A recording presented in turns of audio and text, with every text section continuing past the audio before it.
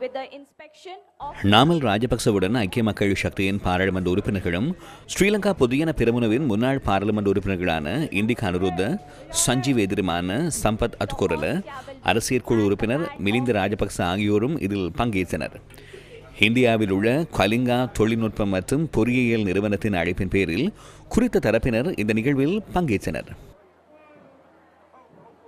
Honorable Namal Rajpaksha, MP leader of SLPP and former cabinet minister of youth and sports, to kindly address the gathering. Sri Lanka and India, situated in the Bay of Bengal.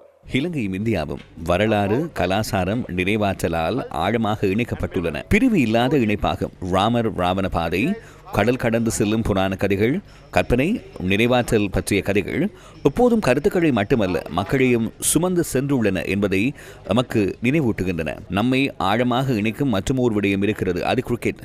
Sachin Tendulkar முதல் நமது முத்தையா முரளிதரன் வரை, லசித் மலிங்க முதல் உங்கள் சொந்த டிபாஷிஷ் மொஹாந்தி வரை வெவ்வேறு உடைகள் காணப்பட்டாலும் ஒரே ஒழுக்கம், ஒரே குணம் கொண்ட நண்பர்களாவர். இந்திய பெருங்கடல் இன்று உலகின் மிக மூலோபாய ரீதியாக முக்கியமான பகுதிகளில் ஒன்றாகும்.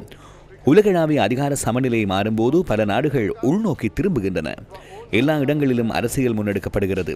சமத்துவமின்மை, தவறான தகவல், பொருளாதார உறுதியற்ற தன்மை ஆகியவற்றால் வலுவாக இருப்பதற்கு ஆதிக்கம் அல்லது சார்பு உத்திகளில் இருந்து நாம் விலகி செல்ல வேண்டும். Different jerseys, same discipline, same character under pressure. Friends, Indian Ocean region is one of the most strategically important regions in the world today.